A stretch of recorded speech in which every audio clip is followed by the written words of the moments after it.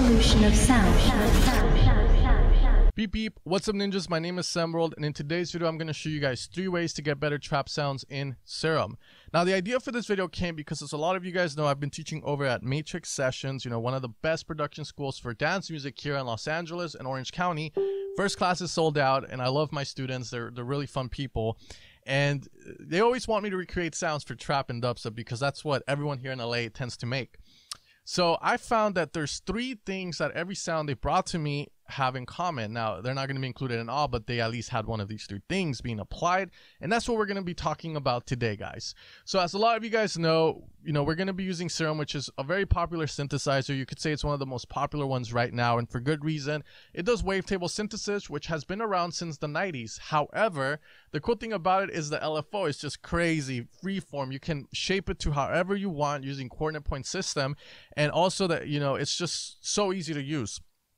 The first tip I'm going to give you guys, the first thing to get better trap sounds, is ditch the oscillators and go with the sampler. That's going to be the noise oscillator. Now, the noise oscillator works pretty much, very standard. You have a sample in there, and the higher pitch you play, the faster the sample plays, and the lower pitch, the slower it plays. So you can think of this as stretching the sound or shrinking it. Now, this is where it gets a little bit advanced in the sense of like when you know when to use it a certain way. Now, what we're going to do is activate one-shot mode and pitch tracking. This is going to allow us to give harmonics or like kind of key to the sound. So right now we have just white noise. So let's go into the source section here and pick one of these crazy ones. Let's go with maybe analog flow. You can see that one. Let's find one that has more of a kind of transient to it. This one's perfect there. Now, as I said before, time stretching or shrinking is going to have to do with how high pitch you're playing or how low. This is where you want to get crazy. You can see the sample. There we go. You're going to have this sound. Now, what I'm going to do here is using this is put a cutoff filter, but I'm only going to use it to really just increase volume.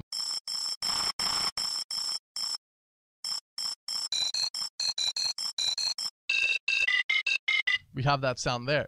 Now, what I'm going to do is process this. This is where it's all about processing. Literally, what you want to do is process the crap out of it.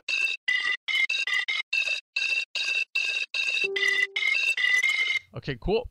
There's kind of like this weird sound on this one, but it's fine. We're going to go with it either way. Okay, cool. Now, what I want to do is I'm actually going to use the filter to shape the sound, and I'm going to give this a decay.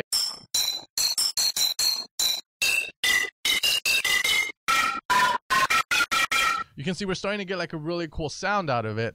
Now, a lot of you guys are going to be like, it seems pretty weak. So this is where you're going to have to either have a huge 808 or you can layer it with another sound. However, I wouldn't advise layering it.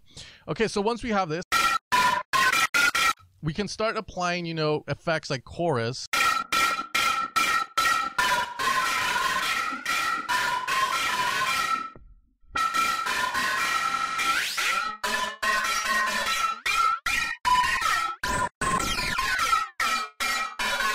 And then maybe reverb. And some EQ, where you can use the EQ as more of a kind of it's a tool to get, certain frequencies out.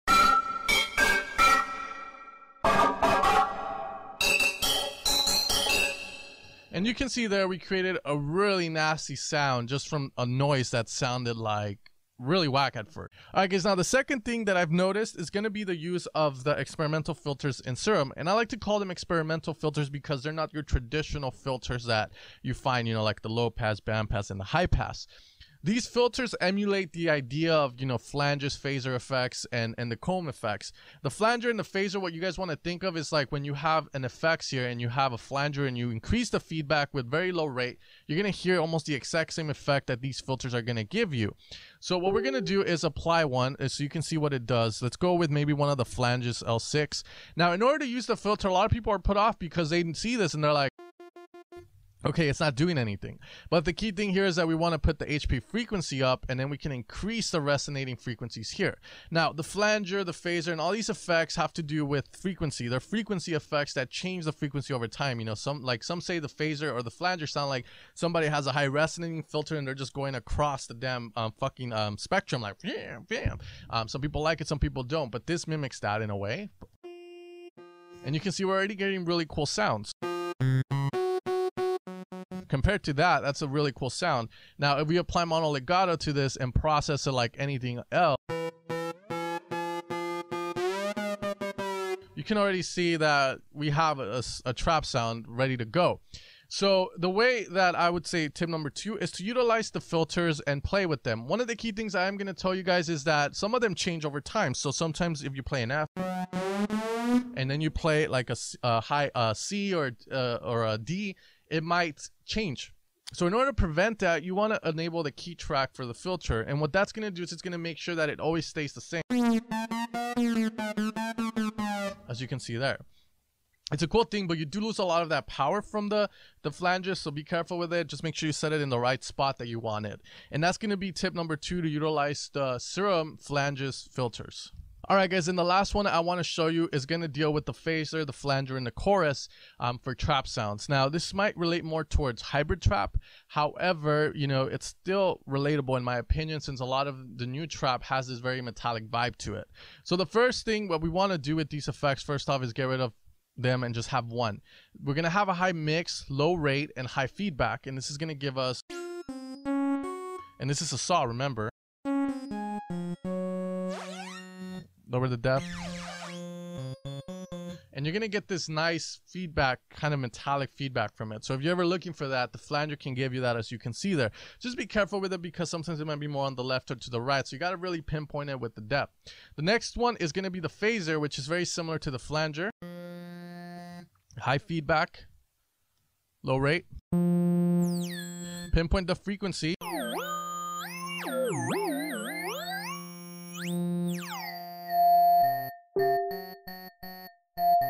now we have that. Now I'm going to teach you a way on how to combat that resonating, you know, delay that you're going to hear, like that tail to it, because sometimes some people don't want that. However, this phaser trick works really well with wavetables, because, you know, the saw is very harmonic, but with other wavetables, you know, you can kind of get a different sound utilizing the phaser. And the last one is the chorus, which again works the same as the other ones. High feedback, low delay here, low rate, low pass filter all the way open, because again, we want to hear the effect. Then you pinpoint the effect.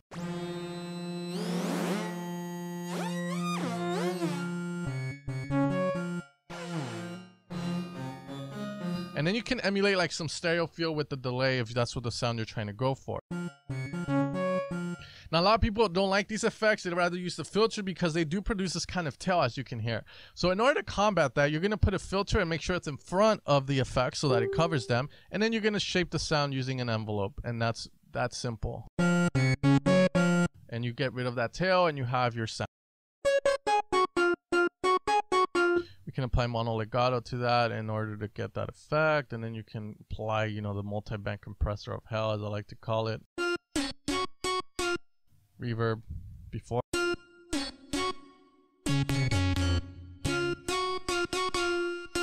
know, maybe a little bit of distortion. Let's put it behind, in front of the filter maybe.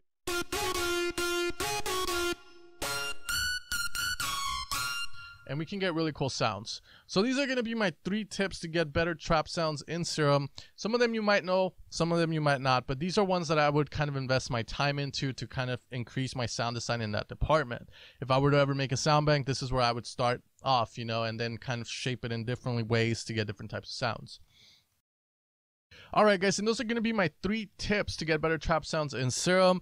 If you knew them, props to you. You're in the right direction when it comes to it. You just got to know how to utilize them. One of the things I've noticed is that I can teach you guys how to, you know, use them, but recreating sounds with them or making your own sounds with them, that's going to require practice on your end.